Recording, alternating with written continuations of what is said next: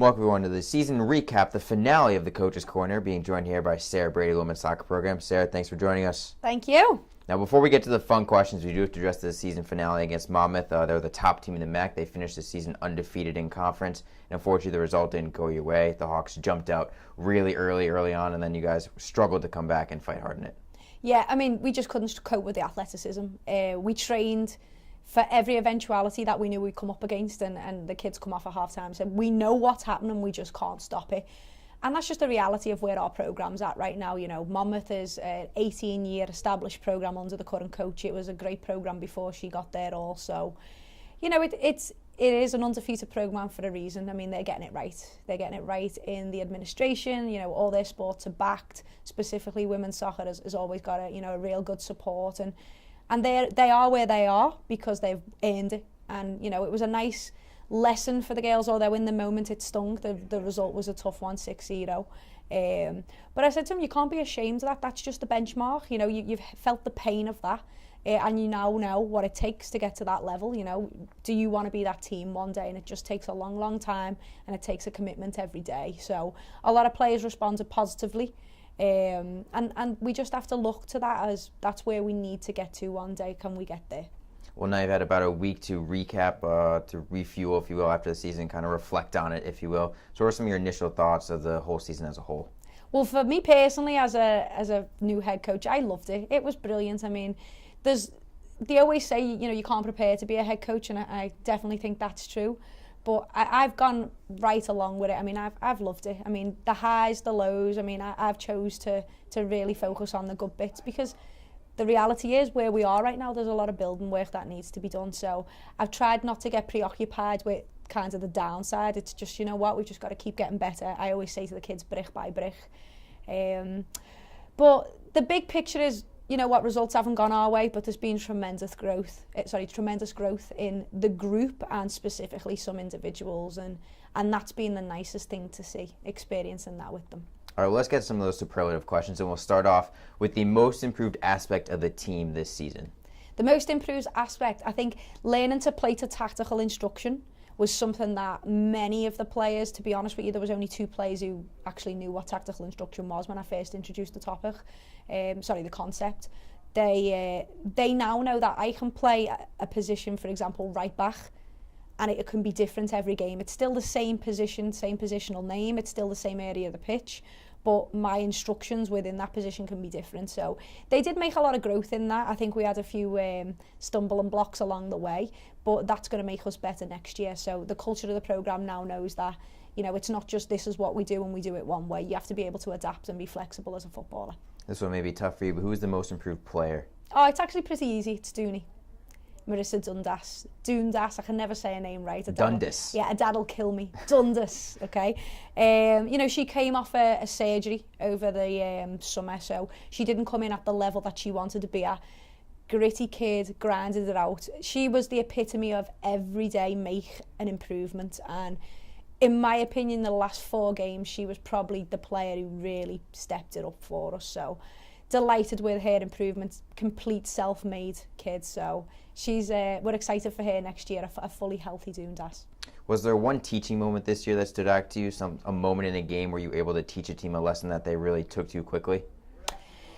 I think the big thing with this group is they've got to learn to celebrate each other.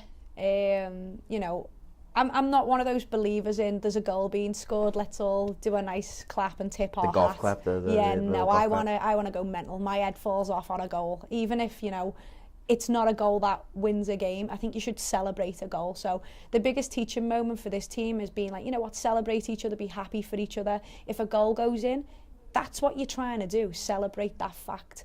I think, unfortunately, with political correctness being such a big thing these days, you know, and people getting cards for overzealous celebrations, I'm like, oh, just go to Liverpool, see what happens there.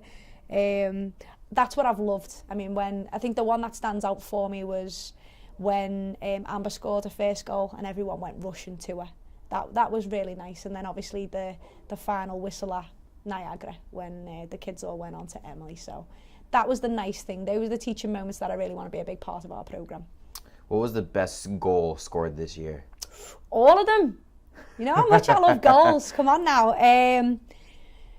The best technically executed goal, I would say, was Emily against Sienna. You know, taking the ball down out of the air from her first touch, looping it over the goalkeeper. That was technically beautiful.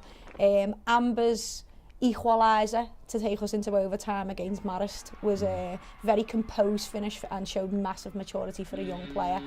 But if you think about the significance of the goal, it's got to be Dooney against Niagara, the game winner for senior day. What was your favorite moment off the pitch? A moment that maybe not everyone got to see, not everyone knows about, but something that stuck out to you? Do you know what? There was so many of those moments. The best one for us was, only me and Sarah Mangialardi seen it, was Emily falling over. The two of us cried laughing, and we were so disappointed no one else seen it.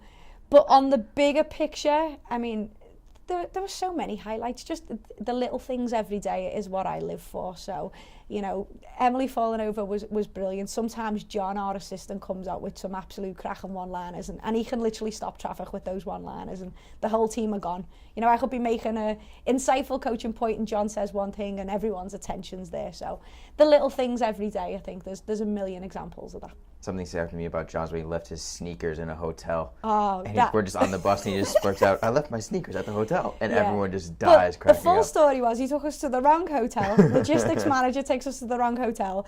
We get to the hotel, and then the guy behind the reception desk had a really high-pitched voice, which was hilarious. People still imitate that now. And then we get on the bus, go into the other hotel, and John announces that he's left his shoes in the other hotel. So it was crack-ups all day, that one. Who was the loudest player on the bus on the road trips? Oh, all of them. The bus was a source of pain for me this season. No, good loud. I think they took it in turns. I think Kitty was brilliant on the bus. JP, one of our freshmen, was good on the bus, but they did take it in turns.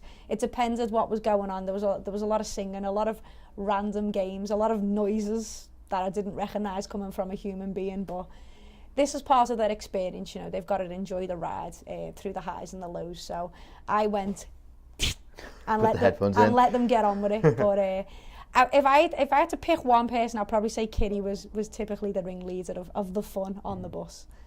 What was the best team performance this year, whether it be home, away? What was the performance that stuck out to you as the most productive? So the best performance that got us the result was definitely Niagara. They knew what they needed to do, they did it, and they got the result. They actually played better, and they executed the tactics better against Ryder. That was a 2-1 loss, but Ryder are a top team. NJIT was a good performance, but I think when you put everything together, I think Yale, you know, they went up against a giant. They went to overtime in the non-conference play. The game ended 1-1, and their tactical execution in that game and their effort, I think that was the main differentiator between Niagara. Niagara was a more fine-tuned performance than Yale was. Yale was more gritty, but that was lovely to see because that's what we needed to do against a giant such as Yale. One thing you've touched on this year is changing the culture of the program, and speaking on my behalf, the change between the start of the year and the end of the year is massive in terms of that culture. What's the biggest moment for you where you saw that culture change kind of starting to take place? Was there one moment this year that stuck out? So we've had a little bit of an up and down with the culture. I mean, obviously, when new things come in, sometimes people are a little fearful of the change, but we've seen a lot of lovely moments. The biggest cultural change for me was the whistle at Niagara, when everyone went rushing over to M, and you know, M's arms were in the air, and we heard Back in the New York Groove. Mm-hmm. That was the first time I was like, yeah, this is the start of where we need to go. You know, we won the game. Everyone's celebrating as a team. You know, we're honouring our captain who served us brilliantly this year. That was the coming together of a lot of things, which I was happy about that one, and hopefully that gives us a massive building platform. Now, one last superlative question I have is, does the team ever understand Scoozy any better than they did start of the year? Scouse. Some of them are better. Some of them actually can do it now as well. Some of them have got a few words down. Yeah, they've got their... they try it. They try and do the imitation of me, but yeah, sometimes it's still... They still think I'm speaking Chinese, because there's a lot of words that they just don't make sense unless you're a Scouser. So I think my sense of humour can be lost on them a few times. Now, as the final question is, for you, this is your first season as a head coach, and you mentioned it's a long season, it's a grind, but you were very happy with the experience. How much time do you take off, if any at all, just kind of refuel, rebuild a little bit, and focus heading into the off season? To be honest with you, coaching never ever stops. I think your emphasis just changes. So although we're not training and preparing for games with the match analysis and the logistics, straight into recruiting. Recruiting is one of the biggest parts of what we need to do to build this programme and make it great again. So we took off, the Gaels got Thursday, Friday off practice. John and I went out recruiting. We did take the weekend. We made ourselves take the weekend, but straight back into it on the Monday. All right, well, Sarah, I want to thank you for doing this all year long. This Coach's Corner has been a phenomenal insight into the program, and wish you best of luck this offseason. Thank you, I appreciate it.